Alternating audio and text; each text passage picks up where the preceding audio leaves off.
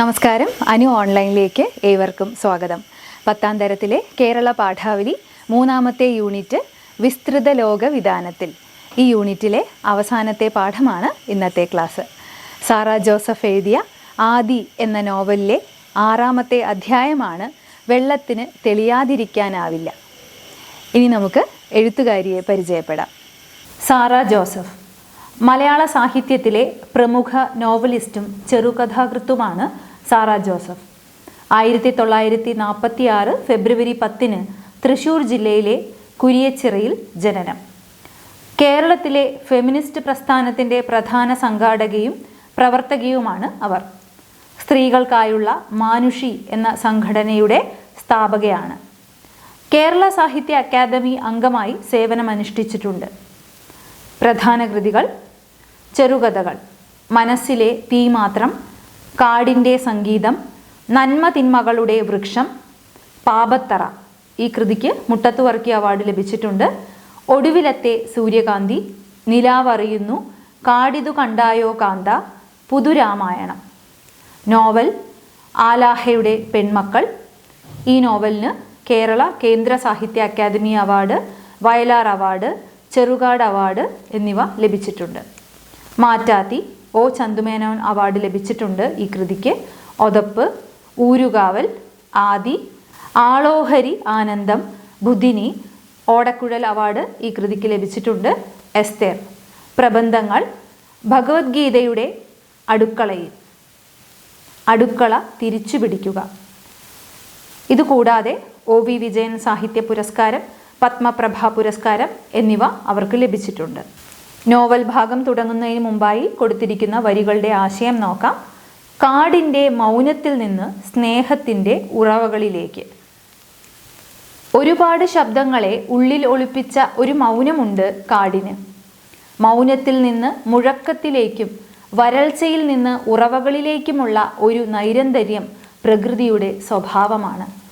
കലക്കത്തിൽ നിന്ന് തെളിമയിലേക്ക് സഞ്ചരിക്കാതിരിക്കാൻ അതിനാവില്ല. അതുപോലെ ഏത് സാഹചര്യമാണെങ്കിലും സ്നേഹത്തിൻ്റെ ഉറവകളും വറ്റാറില്ല എന്ന സൂചന ഈ വരികളിലുണ്ട്. ഇനി നമുക്ക് ആദി എന്ന നോവലിനെ കുറിച്ച് അല്പം മനസ്സിലാക്കാം. മലയാളത്തിലെ പാരിസ്ഥിതിക നോവലുകളിൽ ശ്രദ്ധേയമായ ഒന്നാണ് സാറ ജോസഫിൻ്റെ ആദി എന്ന നോവൽ. ആദിമജീവൻ ഉടലെടുത്ത വെള്ളവും മണ്ണും മലിനമാക്കപ്പെടുന്നതിനെക്കുറിച്ചുള്ള ആദി കൂടിയാണ് ഈ നോവൽ.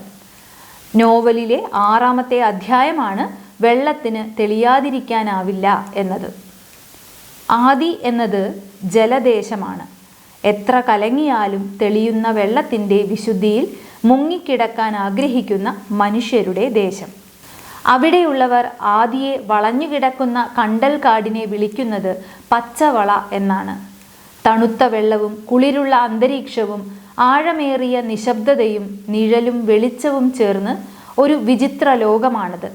മനുഷ്യരുടെയോ യന്ത്രങ്ങളുടെയോ വാഹനങ്ങളുടെയോ ഇരുമ്പലുകൾ ഇല്ലാത്ത അപൂർവ ലോകം. ആദിയുടെ മക്കളെ തേടി എവിടെ നിന്നൊക്കെയോ കഥ പറച്ചിലുകാർ വന്നു. കുഞ്ഞുങ്ങളും മുതിർന്നവരും കഥാരാവുകൾക്ക് കാതോർത്തു. അത്തരത്തിൽ ആദിയിൽ എത്തിച്ചേർന്ന കഥ പറച്ചിലുകാരനാണ് നൂർ മുഹമ്മദ്. പാഠഭാഗത്തിൽ 2 കഥാപാത്രങ്ങളെയാണ് അവതരിപ്പിക്കുന്നത്. അതിലൊരാളാണ് കഥ പറച്ചിലുകാരനായ നൂർ മുഹമ്മദ്, മറ്റൊന്ന് ഒരു പെൺകുട്ടിയാണ്. ഇനി നമുക്ക് പാഠഭാഗം വായിക്കാം. 3 ദിവസമായി നൂർ മുഹമ്മദ് ഒരു പെൺകുട്ടിയെ ശ്രദ്ധിക്കുന്നു. തുടർച്ചയായി അവളെ വെള്ളത്തിനരികിൽ കണ്ടെത്തി. കുളക്കരയിൽ, തോടിൻ്റെ വക്കത്ത് അല്ലെങ്കിൽ കായൽക്കരയിൽ വെറുതെ അങ്ങനെ നിൽക്കുന്നതായിട്ടാണ് കണ്ടത്. വെള്ളത്തിലേക്ക് ഉറ്റുനോക്കി നിൽക്കുന്നു എന്നതൊഴിച്ചാൽ അവൾ പരിസരം അറിയുന്നുണ്ടായിരുന്നില്ല. അവൾ എന്തെങ്കിലും ചെയ്യുകയാണോ എന്ന് അയാൾ ശ്രദ്ധിച്ചു. അലക്കാനോ കുളിക്കാനോ കക്ക വാരാനോ ഒരുങ്ങുകയാണോ? എന്നാൽ ആ കുട്ടി വെറുതെ നിൽക്കുന്നതും അങ്ങനെ എത്ര നേരം വേണമെങ്കിലും നിൽക്കുന്നതും അയാൾക്ക് വിചിത്രമായി തോന്നി. 4ാമത്തെ ദിവസം അയാൾ അവളെ കണ്ടത് വേലിയിറക്ക സമയത്ത് വെള്ളത്തിലൂടെ നടന്നു പോകുന്നതായിട്ടാണ്. നടന്ന് അവൾ കണ്ടൽക്കാടുകൾക്കിടയിൽ മറഞ്ഞുപോയി. നൂർ മുഹമ്മദിന് കൗതുകം തോന്നി. അവിടെ ആയിരിക്കുമോ അവളുടെ വീട്, ആ പച്ചവളയ്ക്കുള്ളിൽ? അവളെ പിന്തുടർന്ന് അത് കണ്ടുപിടിക്കണമെന്ന അതിശക്തമായ ഒരു പ്രേരണ അയാൾക്കുണ്ടായി. ഒന്നാലോചിച്ചിട്ട് അത് വേണ്ടെന്ന് വച്ചെങ്കിലും അവൾ അങ്ങനെ മാഞ്ഞുപോയതിൽ അയാൾക്ക് വിഷാദം തോന്നി. അവളെ വീണ്ടും കാണുമെന്ന് കരുതി ഒരുപാട് നേരം അയാൾ അവിടെയൊക്കെ അലഞ്ഞു. കഥ പറച്ചിലുകാരനായ നൂർ മുഹമ്മദ് ആദിയിലേക്ക് വന്ന ഒരു അതിഥിയാണ്. അവിടെ വെച്ച് ഒരു പെൺകുട്ടിയെ അയാൾ ശ്രദ്ധിക്കുന്നു. എപ്പോഴും വെള്ളത്തിനരികിലാണ് അവളെ കണ്ടെത്തുന്നത്. എത്ര നേരം വേണമെങ്കിലും വെള്ളത്തിലേക്ക് നോക്കി നിൽക്കാൻ അവൾക്ക് മടിയില്ല. അവൾ അവിടെ കുളിക്കാനോ അലക്കാനോ കക്ക വാരാനോ വരുന്നതാണോ എന്നൊരു സംശയം ആദ്യം നൂർ മുഹമ്മദിന് ഉണ്ടായിരുന്നു. പക്ഷേ അങ്ങനെയല്ല. അവൾ വെള്ളത്തിനരികിൽ നിന്നുകൊണ്ട് ഏറെ നേരം അതിലേക്ക് ശ്രദ്ധിക്കുന്നതാണ് അയാൾക്ക് വിചിത്രമായി തോന്നിയത്. 4ാമത്തെ ദിവസം ഈ ആദി എന്ന ദേശത്തെ ചുറ്റിയിരിക്കുന്ന കണ്ടൽക്കാട്, അതിനെയാണ് അവർ പച്ചവള എന്ന് പറയുന്നത്, അതിനുള്ളിലേക്ക് കടന്നുപോയി അപ്രത്യക്ഷമായി. കുറേ നേരം കാത്തിരുന്നിട്ടും അവൾ പുറത്തേക്ക് വരുന്നത് അയാൾക്ക് കാണാൻ സാധിച്ചില്ല. അവിടെ ആയിരിക്കുമോ അവളുടെ വീട് എന്ന് അയാൾ ചിന്തിച്ചു. ഏറെ നേരം അവൾക്ക് വേണ്ടി അയാൾ കാത്തിരുന്നു. പക്ഷേ കണ്ടെത്താനായില്ല. കേരളം എന്നത് ജലസമൃദ്ധമായ ഒരു ദേശമാണ്. അതുകൊണ്ട് തന്നെ നമ്മുടെ പാട്ടുകളിലും കവിതകളിലുമൊക്കെ ഈ ജലത്തെ അല്ലെങ്കിൽ ജലത്തെക്കുറിച്ചുള്ള ധാരാളം വരികളും കാണാൻ സാധിക്കും. ഈ നോവലിലും ആദി എന്ന നോവലും ഒരു ദേശമാണ്, ജലദേശമാണ്. അതിലെ 6ാമത്തെ അധ്യായമാണ് എന്ന് പറയുന്നു. ഇവിടെ 6ാമത്തെ അധ്യായം തുടങ്ങുന്നത് തന്നെ ആ വിചിത്രമായ പെൺകുട്ടി വെള്ളത്തിലേക്ക് നോക്കി നിൽക്കുന്നത് അവതരിപ്പിച്ചുകൊണ്ടാണ്. തുടർന്ന് വായിക്കാം. വേലിയേറ്റം തുടങ്ങി. നോക്കി നിൽക്കെ വെള്ളം പെരുകിക്കേറി വന്നു. തോണിയില്ലാതെ കടന്നു പോവുക വയ്യെന്നായി. അവൾ തിരിച്ചു വന്നതേയില്ല. താൻ എന്തിന് അസ്വസ്ഥനാകുന്നു എന്ന് നൂർ മുഹമ്മദ് അത്ഭുതപ്പെട്ടു. വിളറിയ മെലിഞ്ഞൊരു പെൺകുട്ടി, പുലർക്കാലത്തെ ചന്ദ്രകിരണം പോലെ. അവൾ വെള്ളത്തിലേക്കുറ്റു നോക്കി നിൽക്കുന്നത് കണ്ടു. വെള്ളത്തിലൂടെ നടന്ന് അവൾ അപ്രത്യക്ഷയാവുന്നത് കണ്ടു. ആരും ഒരില പോലും നുള്ളിയെടുക്കാത്ത കനത്ത കാടിനുള്ളിൽ അവൾ മറഞ്ഞു നിൽക്കുന്നു. വരികയാണെങ്കിൽ അവൾ ഏതിലെ വരും? ആദിയെ ചുറ്റിക്കിടക്കുകയാണ് പച്ചവള. അതിലെവിടെയാണ് അവളുടെ വീട്? വേലിയേറ്റം തുടങ്ങിയിട്ടും ഈ കണ്ടൽക്കാടിനുള്ളിലേക്ക് കയറിപ്പോയ ആ പെൺകുട്ടിയെ കാണാനായില്ല. അല്ലെങ്കിൽ ആ കുട്ടി അതിൽ നിന്ന് തിരിച്ചു വരുന്നതായിട്ട് കാണാൻ സാധിച്ചില്ല. അപ്പോഴും നൂർ മുഹമ്മദിന് അത്ഭുതമായിരുന്നു. താൻ എന്തിനാണ് അപരിചിതയായ ഈ പെൺകുട്ടിയെ ആലോചിച്ച് ഇത്ര അസ്വസ്ഥനാകുന്നത്? അവളാകട്ടെ വിളറി മെലിഞ്ഞൊരു പെൺകുട്ടിയാണ്, പുലർക്കാലത്തെ ചന്ദ്രകിരണം പോലെ. അങ്ങനെയുള്ള ആ പെൺകുട്ടി ഒരു ഇല പോലും നുള്ളിയെടുക്കാൻ സാധിക്കാത്ത തരത്തിൽ കനത്ത കാട്ടിനുള്ളിൽ എന്തിനാണ് പോയത് എന്നിങ്ങനെ വീണ്ടും അയാൾ ചിന്തിക്കുന്നു. ആമുഖക്കാരൻ പറഞ്ഞിരുന്നു, കാട്ടിലേക്ക് പല വഴികളുണ്ട്. കാട്ടിൽ നിന്ന് പുറത്തു കടക്കാനും പല വഴികളുണ്ട്. ഒരു വഴിയിലൂടെ കാട്ടിനുള്ളിൽ കടന്ന് വേറൊരു വഴിയിലൂടെ അവൾ തിരിച്ചു വന്നിരിക്കാം. ഒരു പക്ഷേ അവളുടെ വീട് ഇവിടെ എങ്ങാനുമായിരിക്കാം. നിലാവുദിക്കുമ്പോൾ അവൾ തിരികെ വരും, നൂർ മുഹമ്മദ് വിചാരിച്ചു. അവളെ കാണാതിരിക്കും തോറും താൻ അസ്വസ്ഥനാകുന്നുണ്ടെന്ന് നൂർ മുഹമ്മദ് തിരിച്ചറിഞ്ഞു. അയാൾക്കത് മധുരമായി തോന്നി. ആദിയുടെ നാഡീ ഞരമ്പുകൾ പോലെ തലങ്ങും വിലങ്ങും തോടുകൾ, ചാലുകൾ, കുളങ്ങൾ, ഉറവകൾ, കിണറുകൾ, വെള്ളം തുളുമ്പിത്തെറിക്കുന്ന വയലുകൾ, ഏറ്റിറക്കങ്ങൾ കൊണ്ട് മുറുകുകയും അഴിയുകയും ചെയ്യുന്ന തണ്ണീർത്തടങ്ങൾ, കുഴമറിഞ്ഞ ചതുപ്പുകൾ. വെള്ളത്തിലേക്ക് ചാഞ്ഞ മിഴികളോടെ ഒരു പെൺകുട്ടി അവിടെ എവിടെയെങ്കിലും ഉണ്ടോ എന്ന് അന്വേഷിച്ചുകൊണ്ട് നൂർ മുഹമ്മദ് 5ാം ദിവസവും അലഞ്ഞു നടന്നു. അയാൾക്കവളെ കണ്ടെത്താനായില്ല. എന്താണിത്? നൂർ മുഹമ്മദിന് ആശ്ചര്യം തോന്നി. വെള്ളം എന്നെ കൊണ്ടുപോകുന്നു, കാറ്റെന്നെ കൊണ്ടുപോകുന്നു. താൻ എന്തിനാണ് ഇത്രയ്ക്കും അസ്വസ്ഥത പ്രകടിപ്പിക്കുന്നത് എന്ന് ചിന്തിക്കുമ്പോഴും ആ പെൺകുട്ടിയെ കാണാത്തതിലുള്ള നിരാശ അയാളുടെ ഉള്ളിലുണ്ട്. ആദി എന്ന ആ ജലദേശത്തിലാകട്ടെ നോക്കുന്നിടത്തെല്ലാം തോടുകളും ചാലുകളും കുളങ്ങളും ഉറവകളും ഏറ്റിറക്കങ്ങൾ കൊണ്ട് മുറുകുകയും അഴിയുകയും ചെയ്യുന്ന തണ്ണീർത്തടങ്ങളാണ്. ഇത്രയും ജലസമൃദ്ധമായിട്ടുള്ള ഈ ദേശത്തിൽ എവിടെയെങ്കിലും ചാഞ്ഞ മിഴികളോടെ ഒരു പെൺകുട്ടി വെള്ളത്തിലേക്ക് നോക്കി നിൽക്കുന്നുണ്ടോ എന്ന് അയാൾ 5ാം ദിവസവും അന്വേഷിച്ചു. പക്ഷേ അദ്ദേഹത്തിന് കാണാൻ സാധിച്ചില്ല. ജീവിതത്തിൽ ഇതുവരെ ഞാൻ കണ്ടെത്തിയിട്ടില്ലാത്തത്, കണ്ടെത്തേണ്ടത് എവിടെയോ മറഞ്ഞിരിക്കുന്നു. ഇലയുടെ മറവിൽ ജലപാളികളുടെ അടിയിൽ ഒരു മീനുടലിൻ്റെ നിഴലിൽ എവിടെയോ. ദൈവമേ, നൂർ മുഹമ്മദ് അത്ഭുതപ്പെട്ടു. അവളുടെ താരുണ്യമാണോ കാന്തം ഇരുമ്പിനെ എന്നോണം എന്നെ വലിച്ചു കൊണ്ടുപോകുന്നത്? അയാൾ ഒരു തോണിയിൽ നിരാലംബനായി കിടന്നു. കാറ്റ് ഓളങ്ങളോട് പറഞ്ഞ ദിക്കിലേക്ക് തോണി അയാളെ കൊണ്ടുപോയി. നിലാവിൻ്റെ അരിപ്പയിലൂടെ പ്രപഞ്ചത്തെ കണ്ടുകൊണ്ട് നൂർ മുഹമ്മദ് കിടന്നു. തലേനാളത്തേക്കാൾ ഉത്കണ്ഠാകുലവും വേദനാജനകവുമായിരുന്നു അന്നത്തെ അയാളുടെ അലച്ചിൽ. അവൾ ആരെന്നോ എന്തെന്നോ അറിഞ്ഞുകൂടാത്തതിനാൽ അവളെപ്പറ്റി ചോദിച്ചറിയാൻ നിർവാഹമില്ലായിരുന്നു. നിങ്ങൾ ആരെങ്കിലും കണ്ടോ മെലിഞ്ഞ് വിളറിയ ഒരു പെൺകുട്ടിയെ എന്ന് ചോദിച്ചാൽ താൻ പരിഹസിക്കപ്പെട്ടേക്കും. തണുത്ത കാറ്റ് അയാളുടെ നെറുക തലോടി ഇമകളെയും ചുംബിച്ചു. മുടിയിഴകളെ താരാട്ടി. അയാൾക്കുറക്കം വന്നു. വെള്ളം ഒരു മടിത്തട്ടാണ്. നിരാലംബൻ, ആരും തുണയില്ലാത്തവൻ, നിർവാഹമില്ല, അതായത് ഒന്നും ചെയ്യാൻ നിവർത്തിയില്ല എന്നാണ് അർത്ഥം. അങ്ങനെ 5-ാമത്തെ ദിവസവും ആ പെൺകുട്ടിക്ക് വേണ്ടി നൂർ മുഹമ്മദ് തിരച്ചിൽ തുടങ്ങുന്നു. പക്ഷേ കണ്ടെത്താൻ സാധിച്ചില്ല. അത് ഉത്കണ്ഠാകുലവും വേദനാജനകവുമായിരുന്നു. ആ പെൺകുട്ടിയെ കാണാതെ അയാൾ അതീവ ദുഃഖിതനും നിരാശനുമായി തീർന്നു. അങ്ങനെ ഒരു തോണിയിൽ യാത്ര ചെയ്യേ ഉറക്കം അയാളെ കൂട്ടിക്കൊണ്ടുപോകുന്നു. വെള്ളം ഒരു മടിത്തട്ടാണ്. താരാട്ടുപാടി ഉറക്കുന്ന അമ്മയെപ്പോലെ വെള്ളം ഇവിടെ ആ നൂർ മുഹമ്മദിന് ആശ്വാസം പകരുകയാണ്. 6-ാമത്തെ ദിവസം അത് വളരെ വേഗം അയാളെ അവളോടടുപ്പിച്ചു. ചെറിയ ഒരാമ്പൽ കുളത്തിൻ്റെ കരയിൽ അയാൾ അവളെ കണ്ടെത്തി. നൂർ മുഹമ്മദിൻ്റെ ഹൃദയമിടിപ്പുകൾ പെരുകി. അവളെ സമീപിക്കാൻ തനിക്ക് ധൈര്യം വരുന്നില്ലെന്ന് അയാൾ അറിഞ്ഞു.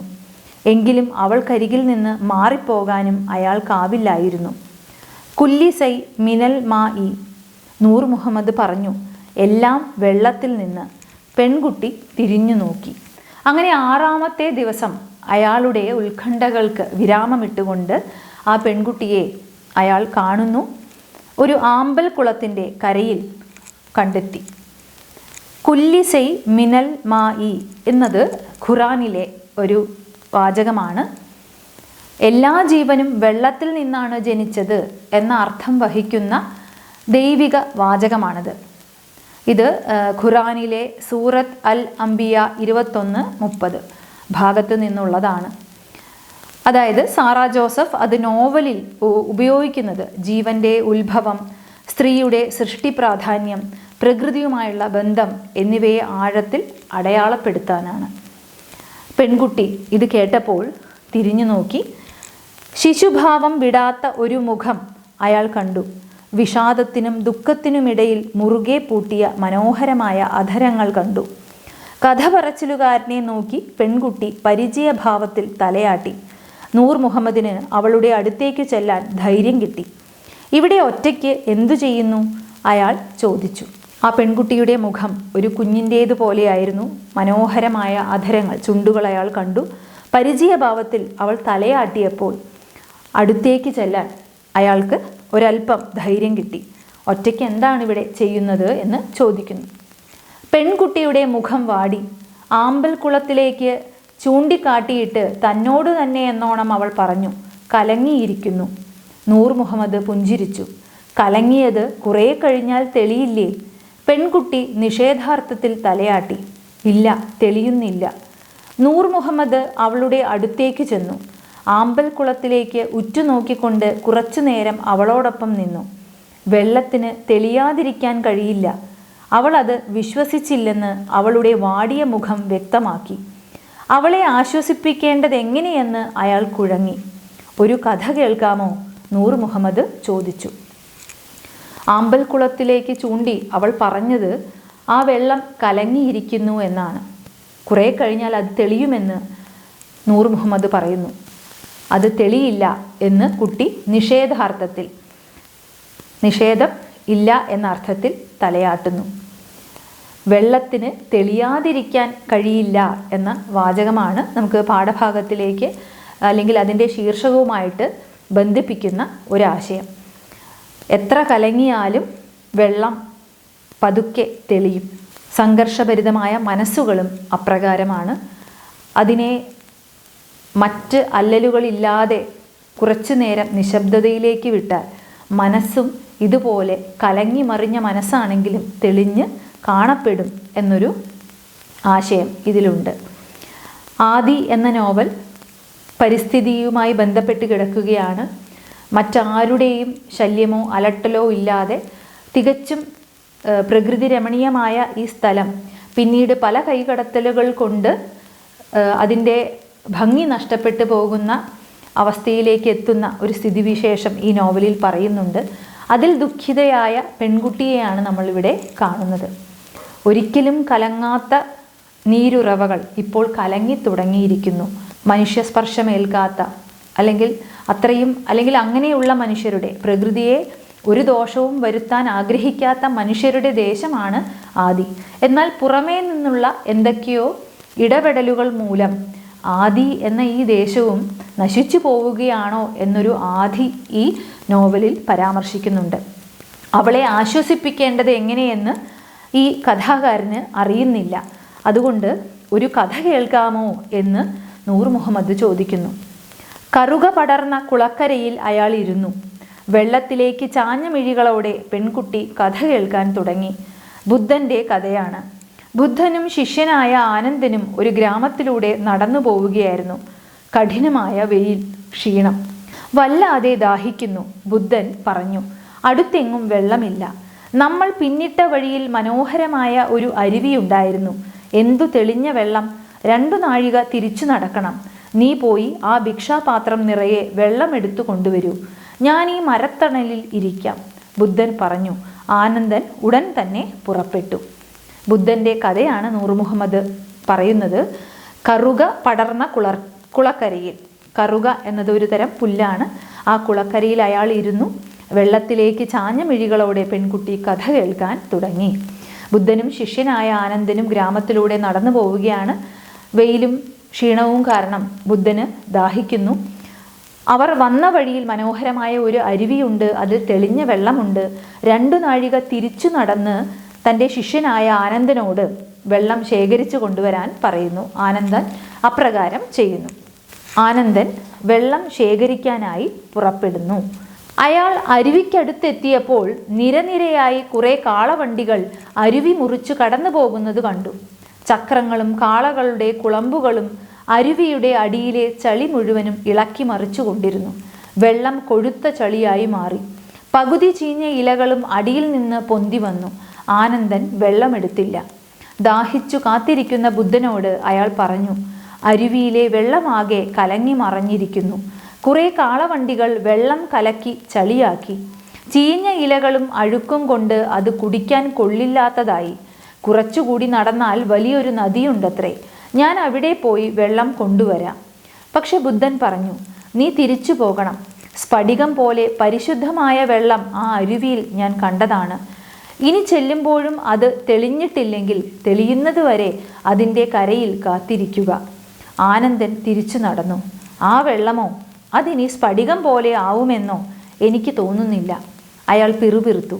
2 നാഴിക തിരിച്ചു നടന്ന് ആനന്ദൻ അരുവിക്കരയിലെത്തി. അപ്പോഴേക്കും ചളി അടിയിൽ ഊറുകയും ചീഞ്ഞ ഇലകൾ താഴുകയും ചെയ്ത് വെള്ളം ഒരുവിധം തെളിഞ്ഞിരുന്നു. എന്നാലും അത് കുടിക്കാൻ പറ്റുന്ന വിധത്തിലായിരുന്നില്ല. ആനന്ദൻ അരുവിക്കരയിൽ കാത്തിരുന്നു. വെള്ളം തെളിയുന്നതുവരെ. വെള്ളം തെളിയുക തന്നെ ചെയ്തു. പെൺകുട്ടിയുടെ മൃദുലമായ തേങ്ങലുകൾ കേട്ട് നൂർ മുഹമ്മദ് കഥ പറച്ചിൽ നിർത്തി. ആനന്ദൻ അരുവിയിലെ വെള്ളം ശേഖരിക്കാനായി ചെന്നപ്പോൾ കുറേ കാളവണ്ടികൾ അരുവി മുറിച്ച് കടന്നുപോയതിനാൽ ആ വെള്ളമാകെ കുടിക്കാൻ പറ്റാത്ത രീതിയിൽ കലങ്ങി മറിഞ്ഞിരിക്കുകയാണ്. ഈ കാര്യം തിരിച്ചു വന്ന് ബുദ്ധനോട് ശിഷ്യൻ പറയുന്നു. പക്ഷേ ബുദ്ധൻ വീണ്ടും അയാളോട് തിരിച്ച് അതേ അരുവിയിലേക്ക് പോകാനാണ് നിർദ്ദേശിക്കുന്നത്. തെളിഞ്ഞിട്ടില്ലെങ്കിൽ അത് തെളിയുന്നതുവരെ കരയിൽ കാത്തിരിക്കണമെന്ന് നിർദ്ദേശിക്കുകയും ചെയ്യുന്നു. ഇതിൽ അല്പം മടുപ്പ് തോന്നിയ ആനന്ദൻ പിറുപിറുത്തുകൊണ്ട് തിരിച്ച് പോകുന്നു. അവിടെ എത്തിയപ്പോൾ ചളിയൊക്കെ അടിയിൽ ഊറുകയും ചീഞ്ഞ ഇലകൾ താഴുകയും ചെയ്തിട്ടുണ്ടെങ്കിലും അപ്പോഴും അത് കുടിക്കാൻ പറ്റുന്ന വിധത്തിലായിരുന്നില്ല. ഏതായാലും ആനന്ദൻ അരുവിക്കരയിൽ കാത്തിരുന്നു വെള്ളം തെളിയുന്നതുവരെ. ഇത്രയും കേട്ടപ്പോൾ കുട്ടി മൃദുലമായ കുട്ടിയുടെ തേങ്ങലുകൾ അയാൾ കേട്ട് കഥ പറച്ചിൽ നിർത്തുന്നു. ഈ വെള്ളവും അങ്ങനെയായിരുന്നു. എത്ര കലങ്ങിയാലും തെളിഞ്ഞു വരുമായിരുന്നു. പോത്തുകൾ കുത്തിമറിഞ്ഞാലും ഞാൻ കുളിക്കാനെത്തുമ്പോഴേക്കും കണ്ണാടി പോലെ തെളിഞ്ഞ് ആകാശത്തെയും മേഘങ്ങളെയും പ്രതിഫലിപ്പിച്ച് കിടക്കുമായിരുന്നു. ദുർബലമായ തണ്ടിൽ നിവർന്നു നിൽക്കാൻ പാടുപെടുന്ന മുഖം താഴ്ത്തിപ്പിടിച്ച 2 ആമ്പൽ പൂക്കളിലേക്ക് നോക്കി നൂർ മുഹമ്മദ് നെടുവീർപ്പിട്ടു. അപ്പോൾ ഇവിടെ പെൺകുട്ടി പറയുന്നു, എത്ര കലങ്ങിയാലും തെളിഞ്ഞു വരുന്ന ജലമായിരുന്നു ഈ ആദി എന്ന ദേശത്തുള്ളത്. ഇപ്പോഴാകട്ടെ അതൊരിക്കലും തെളിയാത്ത രീതിയിൽ മലിനമാക്കപ്പെട്ടുകൊണ്ടിരിക്കുകയാണ് എന്നാണ് അവിടെ സൂചന. ദുർബലമായ തണ്ടിൽ നിവർന്നു നിൽക്കാൻ പാടുപെടുന്ന ആമ്പൽ പൂക്കളിലേക്ക് നോക്കി നൂർ മുഹമ്മദ് നെടുവീർപ്പിടുന്നു. നൂർ മുഹമ്മദ് ആദിയിലേക്ക് വന്ന കഥ പറച്ചിലുകാരനാണ്. ആദിയിൽ നടക്കുന്ന മാറ്റങ്ങൾ അയാളെയും വേദനിപ്പിക്കുന്നുണ്ട്. ചുറ്റുപാടും പലതരത്തിലുള്ള മാലിന്യ കൂമ്പാരങ്ങൾ ആദിയെ ആക്രമിക്കുന്നതും അയാൾ മനസ്സിലാക്കുന്നുണ്ട് എന്ന് വേണം കരുതാൻ. കഥയുടെ ബാക്കി കൂടി കേൾക്കാമോ? അയാൾ ചോദിച്ചു. പെൺകുട്ടി സമ്മതഭാവത്തിൽ തലയാട്ടി. കണ്ണു തുടയ്ക്കൂ, നൂർ മുഹമ്മദ് വാത്സല്യത്തോടെ പറഞ്ഞു. അയാളുടെ ശബ്ദത്തിൻ്റെ മാർദ്ദവം അവളെ അഗാധമായി സ്പർശിച്ചു. വിളറിയ വിരലുകൾ കൊണ്ട് കണ്ണീർ തുടച്ചു കളയുകയും ചെറുതായി പുഞ്ചിരിക്കുകയും ചെയ്തു അവൾ. അഗാധം ആഴത്തിൽ, മാർദ്ദവം മൃദുലമായ. ആനന്ദൻ വെള്ളവുമായി ബുദ്ധൻ്റെ അടുത്തെത്തി. അയാൾ സന്തുഷ്ടനായിരുന്നു. എന്നോട് ക്ഷമിക്കണേ, അയാൾ ബുദ്ധനോട് പറഞ്ഞു. എന്നെ 2 തവണ നടത്തിച്ചതിൽ എനിക്ക് താങ്കളോട് ദേഷ്യമുണ്ടായിരുന്നു. താങ്കൾ കഠിന ഹൃദയനാണെന്ന് ഞാൻ ചിന്തിച്ചു. എനിക്ക് ദേഷ്യവും സങ്കടവും ഉണ്ടായിരുന്നു. അത്രയും നടക്കാൻ എനിക്കൊട്ടും ഇഷ്ടമുണ്ടായിരുന്നില്ല. എൻ്റെ മനസ്സ് കലങ്ങി മറിഞ്ഞു.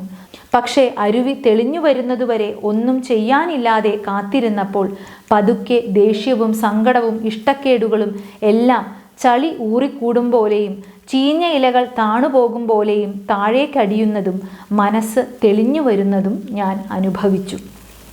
പെൺകുട്ടി കഥ പറച്ചിലുകാരൻ്റെ മുഖത്തേക്ക് ഉറ്റുനോക്കി. അത്ഭുതകരമായതെന്തോ അയാളുടെ മുഖത്തുണ്ട് എന്ന പോലെ ഇമ വെട്ടാതെ അനേക നേരം. ഇവിടെ കഥ അവസാനിക്കുകയാണ്. ബുദ്ധനടുത്തേക്ക് ശിഷ്യൻ വെള്ളവുമായി വരുന്നു. ക്ഷമിക്കണമെന്ന് അദ്ദേഹത്തോട് പറയുന്നു.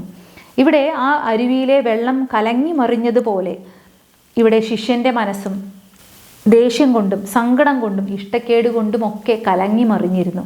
പക്ഷേ അതിനെ അല്പനേരം സ്വസ്ഥമായിട്ട് സ്വതന്ത്രമായി ആ മനസ്സിനെ ശാന്തമാക്കാൻ അനുവദിച്ചപ്പോൾ ഈ അരുവിയിലെ ജലം തെളിഞ്ഞു വരുന്നത് പോലെ അയാളുടെ ഉള്ളിലുള്ള ആ ചിന്തകളും പതുക്കെ ഇല്ലാതായി മനസ്സ് ശാന്തമായി തെളിഞ്ഞു എന്നാണ് പറയുന്നത്. അപ്പോൾ ഇത്രയേ വേണ്ടൂ മനുഷ്യന്. അതായത് വെറുപ്പോ വിദ്വേഷമോ ദേഷ്യമോ എന്താണെങ്കിലും അത് മനസ്സിനെ കലുഷിതമാക്കും. അതിൽ നിന്ന് പുറത്തു കടക്കാൻ മനസ്സിനെ സ്വതന്ത്രമായി ശാന്തമായി ഇരിക്കാൻ അനുവദിക്കുക എന്നതു മാത്രമാണ്. പതുക്കെ പതുക്കെ മനസ്സ് തെളിഞ്ഞു വരും. ഏതുപോലെ? വെള്ളം പോലെ. വെള്ളത്തിന് തെളിയാതിരിക്കാനാവില്ല എന്ന ശീർഷകത്തിൻ്റെ ആ പ്രാധാന്യം ഒന്നുകൂടി ഇവിടെ മനസ്സിലാക്കുകയാണ്. പെൺകുട്ടി കഥ പറച്ചിലുകാരൻ്റെ മുഖത്തേക്ക് നോക്കുന്നു. അത്ഭുതകരമായതെന്തോ അയാളുടെ മുഖത്തുണ്ടെന്ന് അവൾക്ക് തോന്നുന്നു. എന്താ ഇങ്ങനെ നോക്കുന്നേ? നൂർ മുഹമ്മദ് ചോദിച്ചു. സത്യത്തിൽ അയാളും അവളെ ഉറ്റുനോക്കുകയായിരുന്നല്ലോ.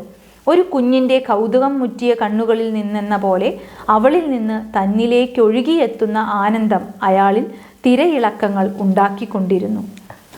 ഒരു കുഞ്ഞിൻ്റെ കൗതുകം നിറഞ്ഞ കണ്ണുകൾ, ആ മുഖത്തെ നിഷ്കളങ്കത എല്ലാം അയാളെയും ആകർഷിച്ചിരുന്നു. അവളിൽ നിന്ന് ഒഴുകിയെത്തുന്ന ആനന്ദം ഇവിടെ നൂർ മുഹമ്മദിൻ്റെ മനസ്സിനെയും ശാന്തമാക്കുന്നു.